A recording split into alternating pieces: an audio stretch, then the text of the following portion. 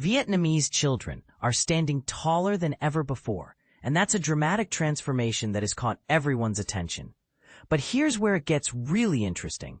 Although nutrition programs are credited for much of this change, the journey is filled with surprising twists, debates about genetics, and ambitious national goals that promise to reshape the future.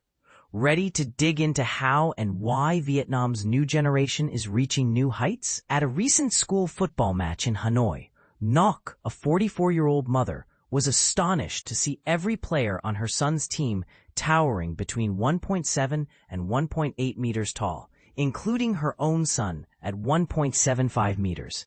Ngoc and many other parents realized that even their daughters, usually expected to be shorter, were now surpassing their elders.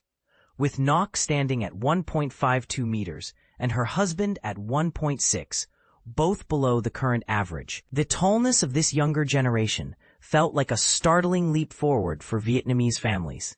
According to Ngoc, her son's height is the result of years of nutritious meals and regular exercise, starting from his earliest days. These days, families across Vietnam are much more focused on promoting their children's growth by prioritizing health and nutrition.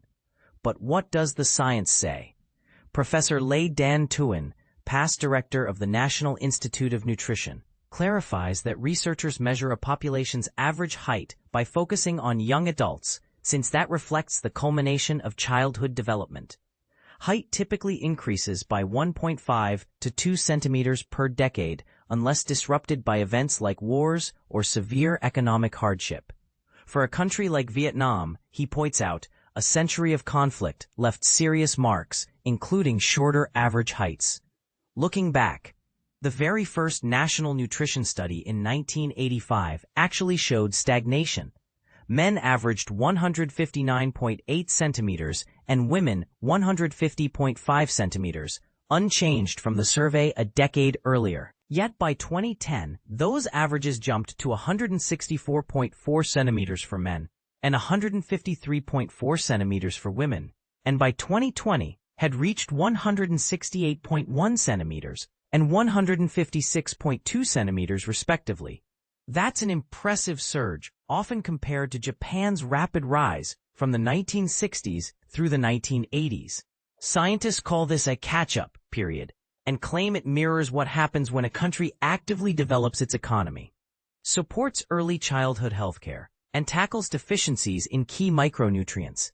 Dr. Trung Hong Son, of the Vietnam Medical Association, notes that Vietnam no longer ranks among the shortest Southeast Asian nations.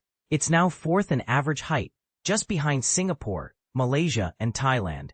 Even more remarkably, Vietnam has leaped from 181st to 153rd in the world rankings for average adult height since 2017, according to the NCD Risk Factor Collaboration. And this is the part most people miss. Even with these gains, the average Vietnamese adult is still shorter than the global standard. Those born around 1996, for example, reached an average of 171 centimeters for men and 160 to 162 centimeters for women worldwide, but Vietnamese averages still trail behind. So what's driving this steady climb? Experts say it's no accident. The rise stems from persistent efforts, especially broad nutrition strategies launched over several decades. A cornerstone was the 1998 Child Malnutrition Prevention Program, focusing on nutrition, especially during the critical first 1,000 days of life, which accounts for 60% of a person's growth potential.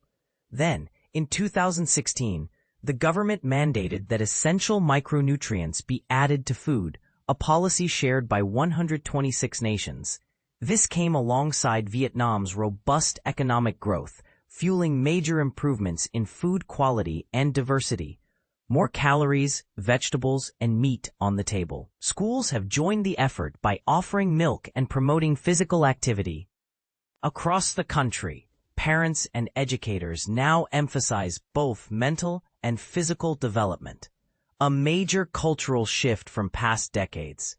Dr. Son explains that today's average height comes chiefly from those born around 2000, the very kids who benefited from these comprehensive health programs.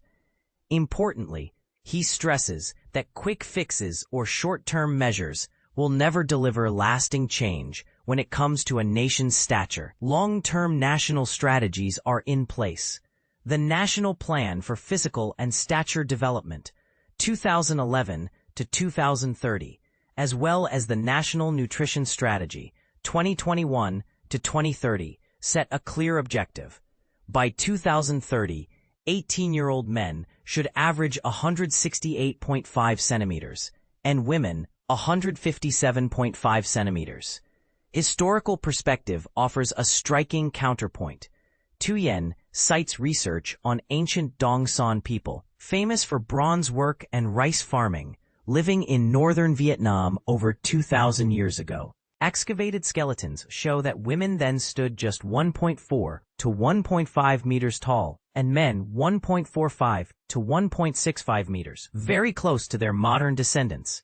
Meanwhile, skeletons from the same era, displayed in Britain, reveal similar heights elsewhere. This raises a controversial question. Are Vietnamese people truly short compared to others? Thuyen challenges this notion, arguing that genetics alone doesn't explain national stature. The impact is visible in sports. Vietnamese football and volleyball teams now match or rival other Southeast Asian competitors physically. National ambitions are rising, targeting the height levels enjoyed by countries like Japan and South Korea. But here's a point that sparks debate among experts. Is height mainly about our genes, or do environment and lifestyle matter most? Dr. Son contends that while genetics are influential, they're hardly the sole factor. He points to Japan, where average height surged after the Second World War due to focused health and nutrition policies. Key ingredients include life cycle care, exclusive breastfeeding for infants, and the continued fortification of everyday foods. Interventions must be tailored to different areas and prioritized for pregnant women and young children. Every single year, nearly 2 million babies are born in Vietnam, making renewed nutrition education and malnutrition prevention for mothers and infants a top national priority. As Professor Thuyen sums up, Vietnam will reach new heights, literally and metaphorically, if our people develop fully in both body and mind. But now, let's get controversial. Do you believe Vietnam's future growth will depend more on modern nutrition or on ancient genetics? Did historical periods of war do greater harm than most people think?